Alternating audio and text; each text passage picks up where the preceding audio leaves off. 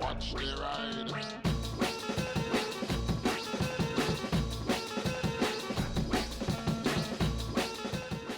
Hey everybody, hope you're all doing alright out there. This is more like it. Look at this lovely sunshine. Oh yeah, it's great.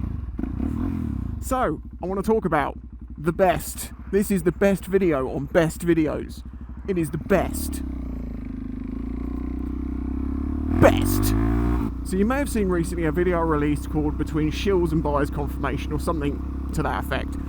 This is a video I recorded 2 years ago. It was in 2022. And I didn't release it at the time, apart from putting it onto Patreon as an exclusive, because I just felt like it was going to piss people off. And then every time I thought about releasing it, something else came up, and then people are going to think I'm talking about that, and then I'm talking about that every time something different comes up. Why? Going the other way.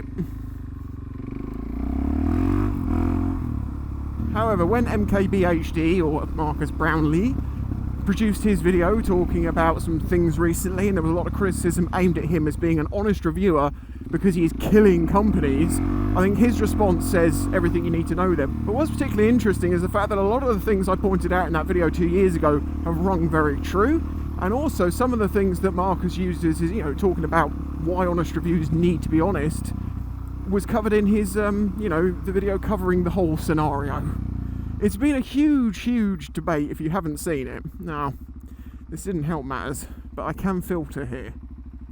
No, I have an even better option.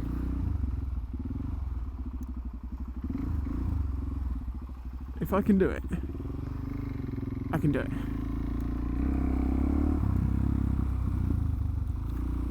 If you watch my video, it's closed. Ah, son of a...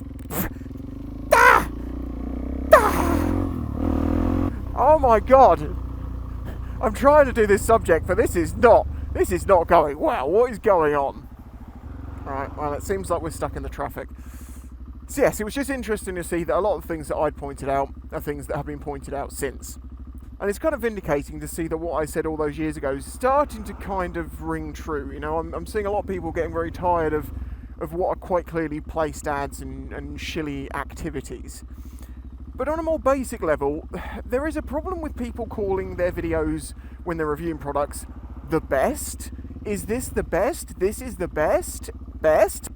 Everywhere says best. Now, I've looked at my channel. I have 28 videos with the word best in the title. Most of those are about my best, like my best bismuth crystals I built.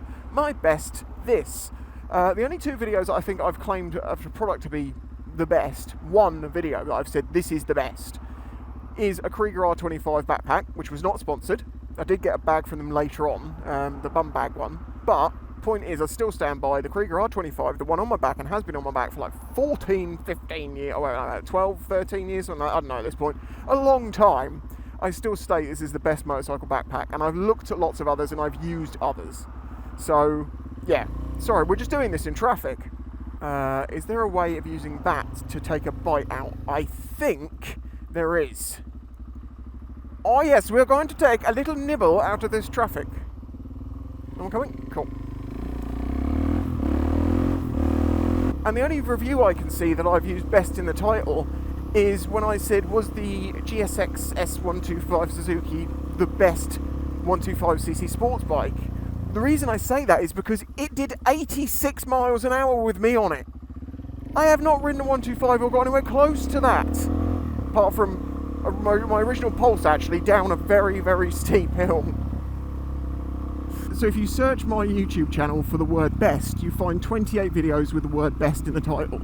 If you search reviews, 128 videos come up, which basically says that I just don't use that word in my titles for motorcycle reviews and product reviews. And the reason for that is because they're under 10 miles an hour, this is legal, don't read the highway code if you don't think it is.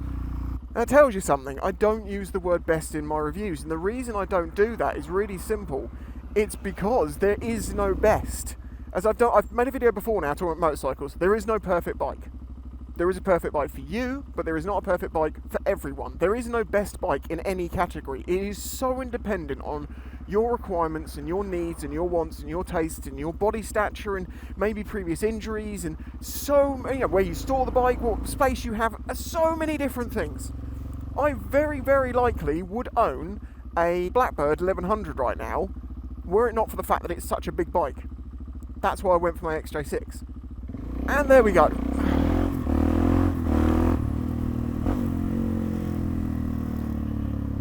Why? Why is this happening? Is this a crash? Oh, these things are around the corner now.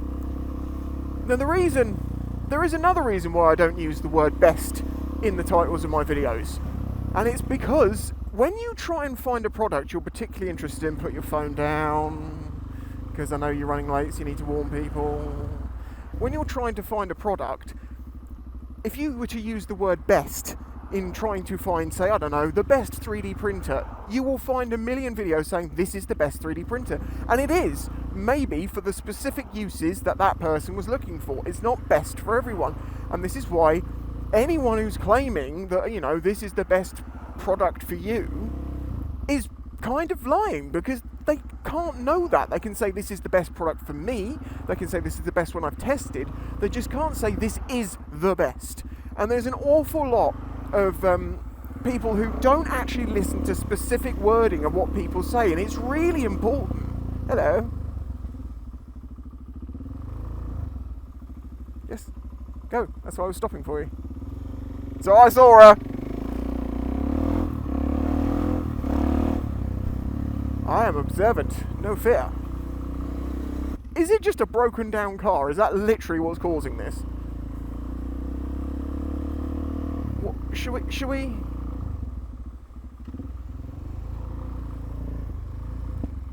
Okay, I'm gonna actually see if I can help with this. Hey mate, do you want a hand trying to push it over off the road? Yeah, but so if we push it over there, we can free the traffic up. Oh, if you think it's just that, then... Well, he says he thinks he's run out of petrol and he's got petrol in the can, so that'll be faster than us pushing it. That's the problem, you see, living on an island. If there's a problem with the road, even something as minor as that, it just shuts the whole thing down. I mean, this traffic light's probably not going to help too much, but... This man is attacking a bush. Get that bush! Get it! Get it! Trying to get back to the subject, Jesus Christ. Yes, oh wait, this is flooded. Why is this... Okay, well he makes no difference to this then. I hope that's not poo water. Oh, I really hope this isn't poo water. It hasn't rained, that's why I'm concerned. Oh, actually got visor down, not particulates. Right, so... Jesus Christ. So the overuse of the word best in product reviews, which is only there to try and, you know, clickbait people in, and that's the thing that really does get my goat, is the fact that, you know, the title and the thumbnail is actually way more important than the contents of the video, because you have to get someone to click the video to start with, and unless you can get them in, they never do. Now, that has been a bad thing for me, because I don't use clickbaity titles. I tend to just call it what it is, so it's more searchable, so it's better long term, because you know, if you call a review of something like the best bag ever and you don't put the item in the title, yeah, okay, it might get picked up if it's in the description or in the tags and things like that, but it's a much harder video for it to be shown up if someone actually searches like the model of what they're looking at. So I think although you get short-term views by using clickbait titles, you get long-term evergreen views by using more realistic searchable ones. Now, is it better to do the clickbait and get those views that gets you growth and then gets you onto the next video? Yes, 100%. Better to make more money, better to get more views, better to grow your channel, undoubtedly. Doesn't sit right with me at all. I don't feel happy doing it, so I won't. And I know lots of people say, just do it, but I see everyone else is. I'm sorry, I can't change the way I feel about these things. If it feels crappy, it feels crappy. And one of the reasons I say that is because I'm from the old school, okay? And it was proven out in a comment on that video called Between Guys, Confirmation and Shills, that someone said, oh, come on, Spicy, YouTube is no place for integrity. And I'm like, oh, that's exactly why I've made this video and how times have changed. Because in the early days of YouTube, my God, if you even showed a sign that you could make some money out of it, people would throw you under the bus. The idea now that nearly every video you watch has got maybe 30% ads in it, it makes it very little different to TV. And yes, of course, you can skip them, but it makes it jarring and annoying to watch. Now, I know, of course, you can say, well, the YouTube ads also do that. I can't control that. YouTube has to exist. You watching a video costs YouTube money and bandwidth and servers, so it has to be covered somehow. So either get premium or watch ads. You're going to say, well, I'll just use ad blocker. You will, and then they'll use their ad blocker, and then you'll get an ad blocker, and then they'll get an ad blocker, and then there's a blocker for the blocker, and then a blocker for the ultimate blocker. The problem is, at the end of the day, the platform, the videos, the entire thing would not happen. It would not exist were it not for a revenue stream going round and paying creators to make things and paying for the platform to exist. Now, maybe they're making too much profit out of it. Maybe they should share some of that wealth with creators more. Maybe they should invest it a bit more. I mean, there's not much you can really invest into YouTube. It is just what it is. I mean, they're trying to make the experience better and things like that. But at the end of the day, it is just a video viewing platform.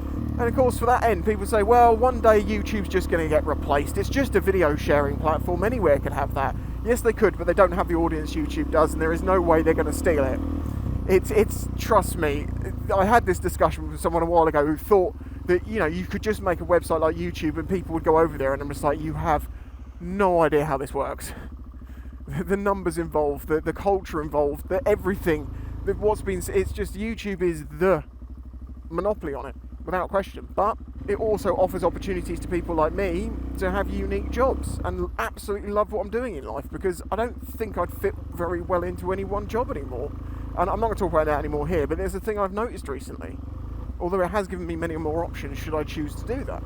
But yeah, so basically I just wanted to sort of say, if you haven't watched that video of mine from a couple of years ago, it's funny how so true it still stands, even though it's been 2 years, and how some of the stuff I said in there is very similar to what Marcus has said in defence.